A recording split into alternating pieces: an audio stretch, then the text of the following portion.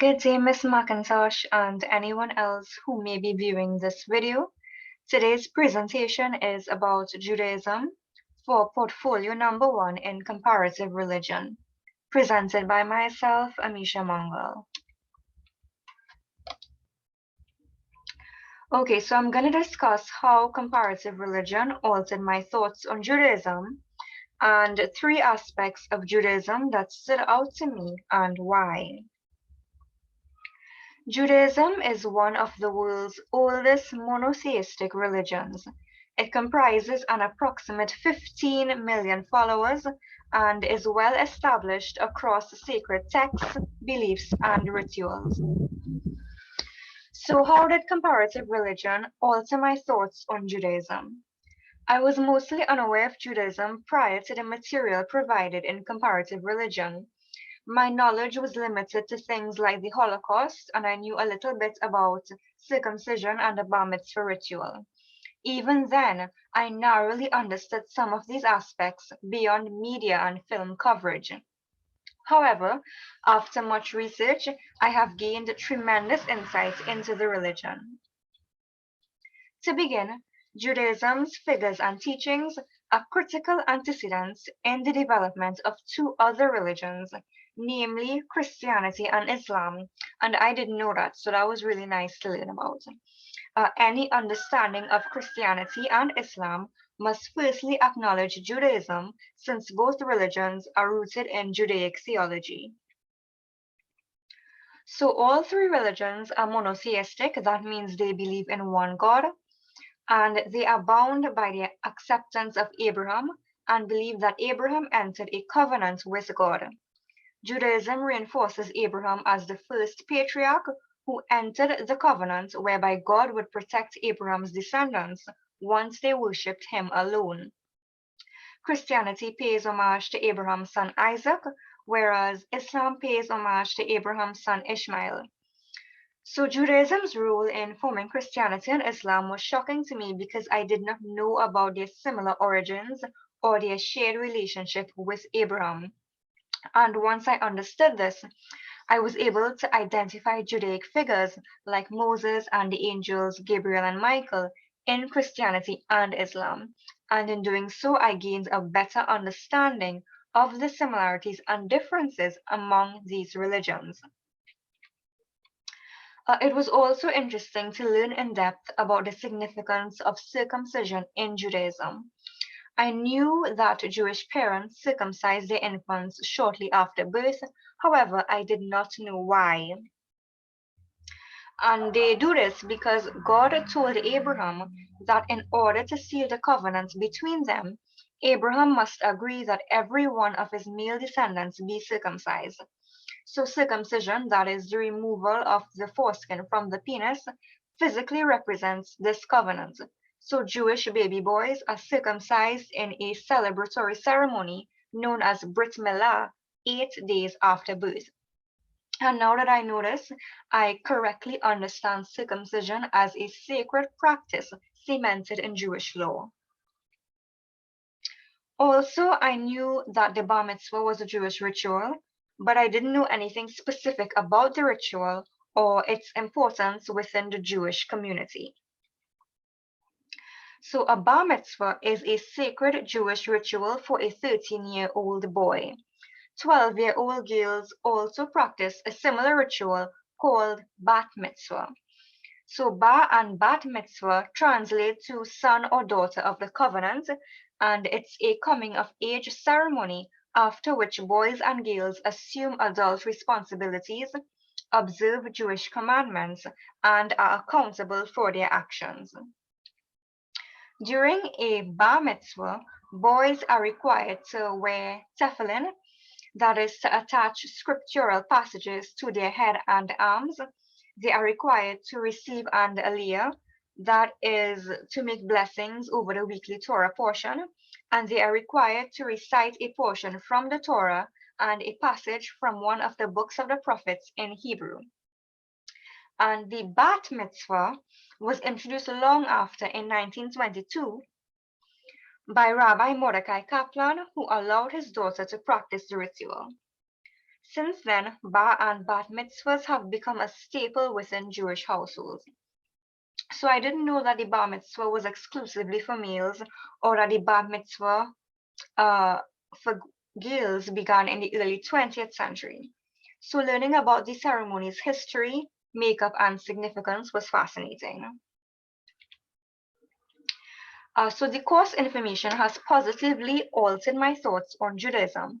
Learning that Judaism was a sort of catalyst for Christianity and Islam was one of my biggest takeaways, and it was nice to expand my knowledge on infant circumcisions and the bar and bat mitzvahs. Also, if you take in everything I just spoke about, you would notice that the covenant was mentioned throughout. And this alludes to the fact that the covenant is cardinal and revered in Judaism. And I don't know any Jewish individuals. However, I am grateful to have knowledge about their religion, and maybe one day I'll befriend a Jewish follower and have a fruitful discussion surrounding Judaism. Okay, so what three aspects of Judaism stood out to me and why? The three aspects of Judaism that stood out to me were the sacred texts, the stories, and the rituals. Particularly the book of Exodus, the story of Passover, and the Passover ritual caught my attention. So, sacred texts. The sacred Judaic text is referred to as the Tanakh or the Hebrew Bible. It's actually a trilogy consisting of the Torah, the Nevi'im, and the Ketuvim. And the Torah is the most sacred, consisting of 5 books, also known as the 5 books of Moses.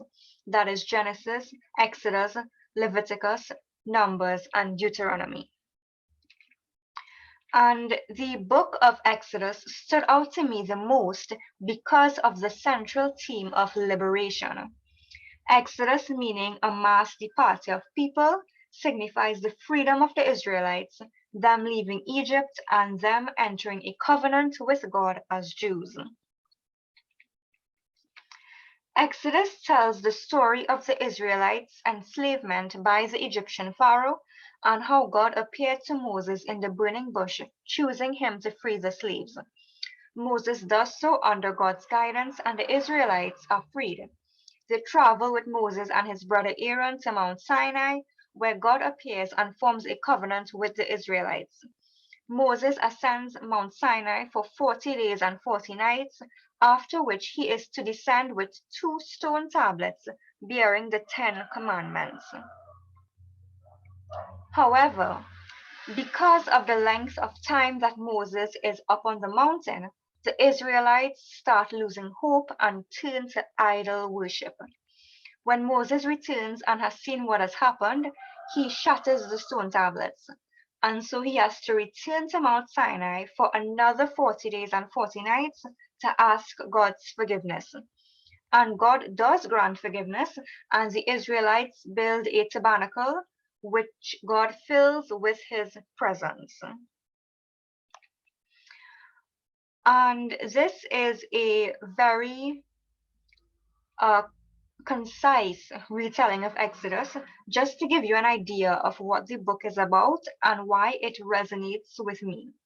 You know, it talks about liberation and the formation of an eternal covenant with God. And Exodus begins with a really, really nice verse. These are the names of the children of Israel. And it ends really nicely with these same children proudly serving God and forging their identity as Jews. Okay, so now the stories. The book of Exodus actually contains the Passover story, which is one of the Jewish stories that stood out to me simply because, again, it speaks of liberation and trust in God. In the book of Exodus, it is told that the Pharaoh enslaved the Israelites and drowned their firstborn sons in the Nile. However, baby Moses was rescued and adopted into the Egyptian royal family. But as an adult, he killed an Egyptian slave master and fled to the Sinai Peninsula for 40 years. In exile, Moses was chosen by God to return to Egypt and free the Israelites. And this is where God appears to Moses in a burning bush. So Moses returned and tried to explain this to the Pharaoh to no avail. Each time Moses was shunned by the Pharaoh, God unleashed a plague, and there were 10 plagues: water turning into blood, frogs, lice, flies, livestock, boils, hail, locusts, darkness, and death of the firstborn. At the time of the 10th plague, the Israelites marked their doors with the blood of lamb to indicate themselves so that the angel of death will pass over their households and spare them during the slaughter of every firstborn son in Egypt. And this is where the aspect of trusting in God is truly apparent. So after this, the Israelites were freed, but the Pharaoh sent his soldiers to recapture them. It was then that Moses, under God's guidance, parted the Red Sea so the Israelites could pass safely. The Egyptians drowned while trying to follow them, and the Israelites wandered the Sinai Desert for 40 years until they reached their ancestral home in Canaan, later known as the land of Israel. And of course, this again is a brief version of the Passover story in the book of Exodus. And it stood out to me because I didn't know about the Israelites being enslaved, so it was nice to learn about their story and, of course, their freedom. Now we'll turn to the rituals. Jewish people today celebrate Passover or Pesach as the most important auspicious Jewish holiday or ritual. It commemorates the deliverance of Israelites from slavery as documented in Exodus. And Passover as a ritual stood out to me because I knew that it concerned the feast, but I didn't know about the history behind Passover or exactly what the ritual entailed. The ritual of Passover occurs during the Hebrew month of Nisan, that is around March or April, and is observed for 7 days in Israel, but 8 days elsewhere. For the duration of the ritual, Jewish people are not allowed to eat any bread or food that contains leaven, because leaven or yeast causes bread to rise or inflate. And Jews abstain from such as a symbol to indicate that they are humble and do not have an inflated ego, much like the humble people who were freed by God in the Passover story. So at this time, Jews can only eat matzah or flatbread, that is bread without leaven. The Seder ritual performed during Passover is designed to call attention to the struggles faced by the Israelites and also their liberation. During the Seder feast, there are wine, matzah, and specific foods. And the Seder plate contains specific foods that reflects the Israelites' struggles and then freedom. For example, they have the haroset, that is a sweet paste of fruit and wine, which signifies the Israelite slavery. There's also a green vegetable dipped in salt water twice and eaten to signify the Israelites' tears. And this picture here can give you a really good idea of the Passover foods and the meanings behind them. Okay, so during Passover, members surround the table and discuss how they relate to the Passover story. They also sing songs and they play games. They also open the door, as it is said that the prophet Elijah visits the Seder feast each year. So they open the door so that he can come in. And you know, every religion has their own rituals. So learning about the Passover ritual and the Seder feast was really interesting. And what caught my attention the most was the fact that the foods that they eat act as symbols relating to the history of Passover and the freeing of the Israelites. So again, the book of Exodus, the Passover story, and the Passover ritual in Judaism stood out to me because it highlights prominent themes such as liberation, trust, and humility. It reminds Jewish people of the slavery their ancestors faced, the sacred covenant formed with God upon freedom, and how to honor and trust in God. All in all, I really enjoyed learning about Judaism. It was really fascinating. These are my references for your viewing pleasure, where you can get more information. And that brings me to the end of my presentation. I hope you enjoyed and learned a little bit about Judaism.